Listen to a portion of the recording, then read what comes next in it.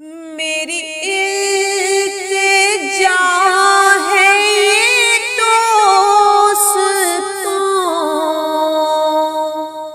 کبھی تم جو سوئے حرم۔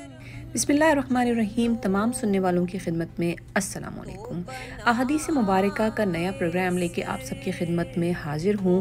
آج بھی ہم 5 مزید احادیث کا مل کر مطالعہ کریں گے، تو شروع کرتے ہیں اللہ کے بابرکت نام سے۔ حدیث نمبر 72۔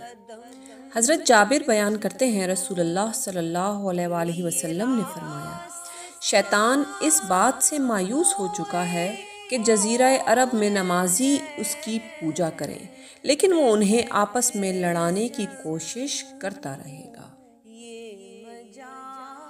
حدیث نمبر 79۔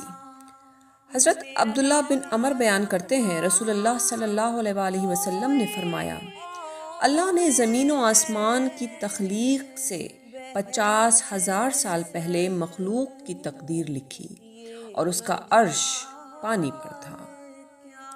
حدیث نمبر 80۔ حضرت ابن عمر بیان کرتے ہیں رسول اللہ صلی اللہ علیہ وآلہ وسلم نے فرمایا، ہر چیز حتیٰ کہ عجز و دانائی تقدیر کے مطابق ملتی ہے۔ حضرت ابن مسعود بیان کرتے ہیں رسول اللہ صلی اللہ علیہ وآلہ وسلم جو کہ صادق و مصدوق ہیں فرمایا، تم میں سے ہر ایک کی تخلیق اس کی ماں کے پیٹ میں اس طرح مکمل کی جاتی ہے کہ وہ 40 روز تک نطفہ رہتا ہے، پھر اتنی مدت جمع ہوا خون رہتا ہے، پھر اتنی ہی مدت گوشت کا لوتھڑا رہتا ہے، پھر اللہ 4 باتیں لکھنے کے لیے اس کی طرف ایک فرشتہ بھیجتا ہے، بس وہ اس کا عمل، اس کی عمر، اس کا رزق اور اس کا بدنصیب یا سعادت مند ہونا لکھتا ہے، پھر اس میں روح پھونک دی جاتی ہے۔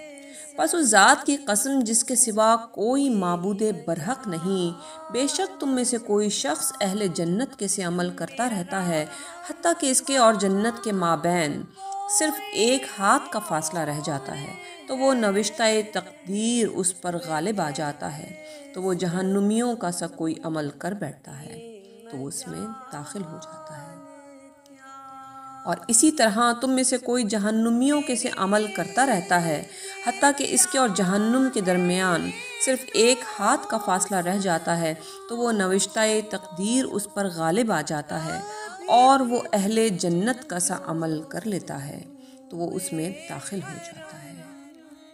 حدیث نمبر 83۔ حضرت سہل بن سعد بیان کرتے ہیں رسول اللہ صلی اللہ علیہ وآلہ وسلم نے فرمایا، بندہ جہنمیوں کے سے عمل کرتا رہتا ہے حالانکہ وہ جنتی ہوتا ہے، دوسرا آدمی جنتیوں والے عمل کرتا رہتا ہے حالانکہ وہ جہنمی ہوتا ہے۔ اعمال تو وہ قابل اعتبار ہیں جو آخری ہیں۔ آج کی احادیث میں ہم نے تقدیر سے متعلق بیان کا مطالعہ کیا۔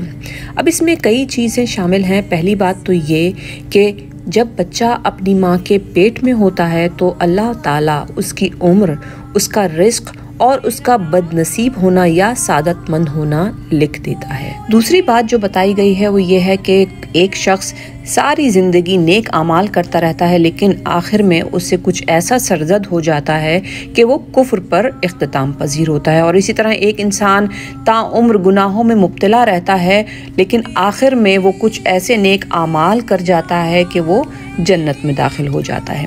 عام طور پر ان احادیث کا جو مطلب بیان کیا جاتا ہے وہ یہ ہے کہ آپ کچھ بھی کریں، اگر صرف آپ ایک اللہ پر یقین رکھتے ہیں اور آپ مسلمان ہیں تو آپ کے اعمال جو بھی ہوں آپ جنت میں چلے جائیں گے، لیکن ایسا ہرگز نہیں ہے۔ دنیا بقدرے کوشش ہے، جیسا کہ ہم پہلے یہ مطالعہ کر چکے ہیں کہ یہاں تک کہ وہ الفاظ جو ہم اپنی زبان سے ادا کرتے ہیں اس کے لیے بھی ہمیں اللہ کے سامنے جواب دہ ہونا پڑے گا۔ تو پھر سوال یہ پیدا ہوتا ہے کہ ان احادیث مبارکہ کا کیا مطلب اخذ کیا جانا چاہیے؟